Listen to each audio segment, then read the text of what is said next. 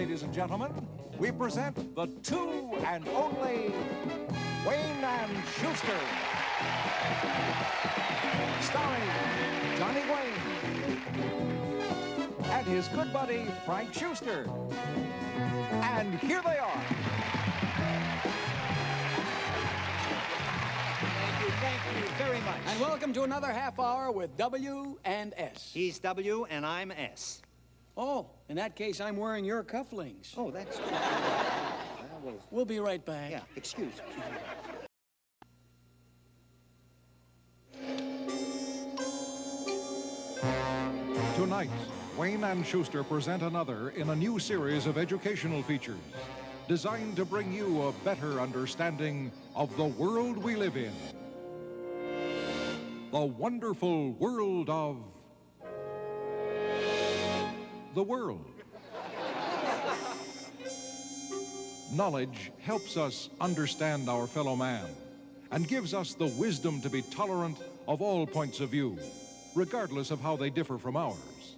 Hermann Goering. Tonight, the wonderful world of the world takes a gastronomical glimpse of mankind and explores the pleasures of eating as we present a look at food. And now, here are our hosts for this evening, Mr. Johnny Wayne and Mr. Frank Shuster. Thank you. And good evening, gourmets. Welcome to the wonderful world of the world, the acclaimed documentary recently awarded in Montreux, Switzerland, the Golden Tylenol. Tonight, we present a dietetic documentary, an in-depth study of food through the ages. What is food? The famous French gastronome Brillat Savarin, author of the definitive work, The Physiology of Taste, put it this way. What is food? Food is the ultimate human pleasure. Of all the joys for man, food is number one. On the other hand, Henry VIII said, when you're number two, you try harder. Perhaps the authority who best summed up what food was all about is the man considered the greatest gourmet in the world, Count Jean-Louis Lanache. The key to a man's character is his attitude to food.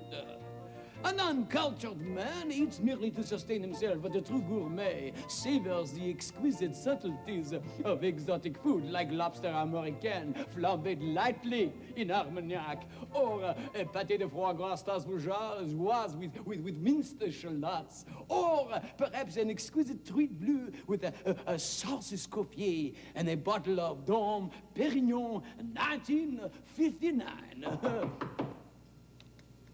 Hey, Count, here's the pizza you ordered. To begin our study of food, let us return to the misty origins of time, when cavemen roamed the earth and cooking was first discovered. Oh, hey, hi there, Flip. Oh, hi, Zork. I'll see you later, Edna. You know, she has the freshest mouth in town. Well, okay, buddy, what's new? I beg your pardon? I said, what's new? You're putting me on. This is the Paleozoic period, the dawn of civilization. Give me that question again. So what's new? Everything! Oh, you got a point there, Zork. Hey, what are you doing besides that Red Skelton impression? Well, I'm working on a new invention of mine. This is called cooking. Cooking?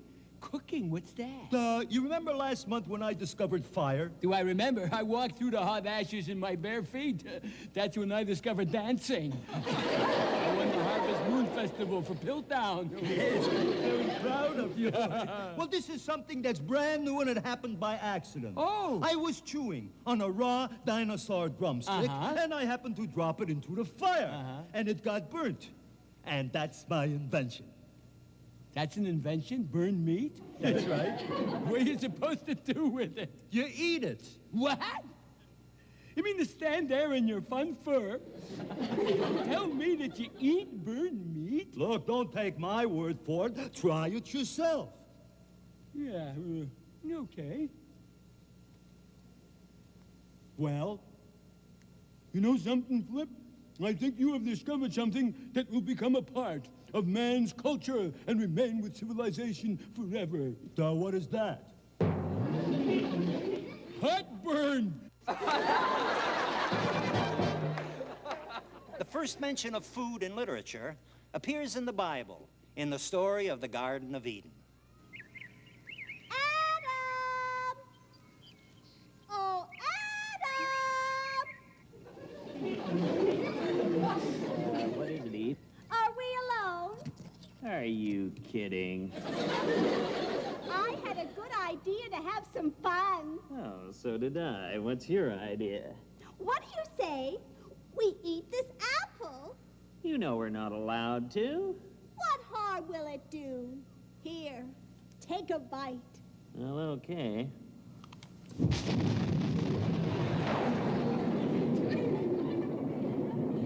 What did I tell you? Oh, all right. What's your idea? Look, if we got all that just for biting an apple, forget it. 5,000 years later, in the 20th century, husband and wife still argue over food. Since we've been married, you've always thrown your mother's cooking up at me. Your mother's spaghetti, your mother's lasagna, your mother's real scallopini. Isn't there anything of mine you like? Well, your knishes ain't bad. Although early civilizations mention eating, it was the ancient Greeks who raised it to the status of a religious experience. Greek mythology lists many deities associated with food and drink. Demeter, the goddess of the harvest. Bacchus, the god of wine. And Mars, the god of candy bars. These wall paintings of ancient Egypt depict scenes of feasting. And it was in ancient Egypt that 3 men came forth to make astounding discoveries in food. I am Thutmose, the man who discovered bread.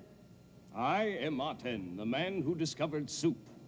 I am Hotep, the man who discovered radishes. I am Hotep, the man who discovered radishes. Why did you repeat it? It's those lousy radishes. Today, in the 20th century, vast quantities of food are not just for the ruling class alone. Even a sandwich can be sumptuous. Oh, what do you have? What's sandwich number 4? Number 4, that's ham, turkey, chicken tongue, lettuce, and tomato. I'll just have a plain ham sandwich. Okay. Hey, Joe, number 4. And hold the turkey, chicken, tongue, lettuce, and tomato. Food has been glorified musically, too. Many popular songwriters have composed some of their greatest hits dedicated to the joys of eating, and the lyrics are familiar to everyone. Just around the corner, there's a rainbow in the sky. So let's have another cup of coffee, and let's have another piece of pie. Food plays a great part in the world of children's literature. Such nursery rhymes as... Jack Sprat could eat no fat, his wife could eat no lean. The Queen of Hearts, she made some tarts, all on a summer's day. Sing a song of sixpence, a pocket full of rye, 4 and 20 blackbirds baked in a pie. And fairy tales like Snow White. Snow White, who ate a poisoned apple and fell into a deathly sleep from which she could only be awakened by the kiss of a handsome prince.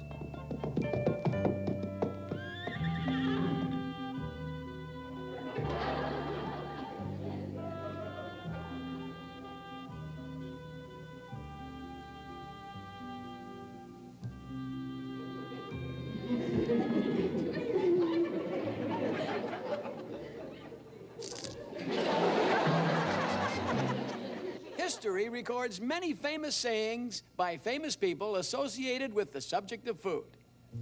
There was Marie Antoinette, the extravagant Empress of France, who said, "Let them eat cake." There was Napoleon Bonaparte, conqueror of Europe, who said, "An army marches on its stomach." And Lambo Batumba, the famous cannibal chief, who said, "I never met a man I didn't like." Historically, the man most famous for having the most insatiable appetite for food was the mad Emperor Nero. And Nero, of course, will be remembered as the guy who threw the biggest outdoor barbecue in history.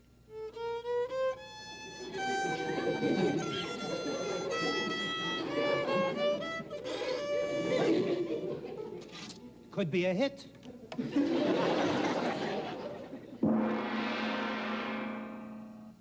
You bonged, mighty Nero.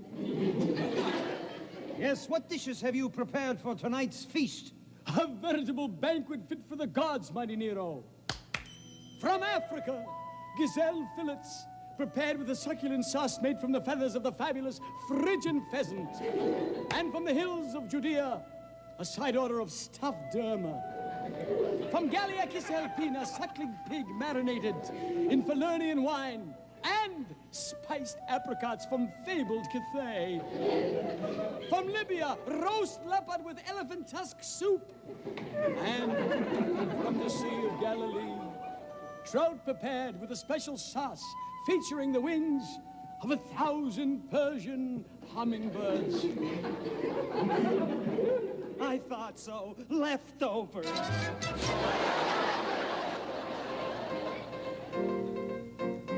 I'm as corny as Kansas in August. I'm as normal as blueberry pie. In a moment, Act 2 of The Wonderful World of the World looks at food. We will be back after a few messages from our sponsor. Hey, where you going? To the refrigerator. All this talk about food has made me hungry. Don't go away.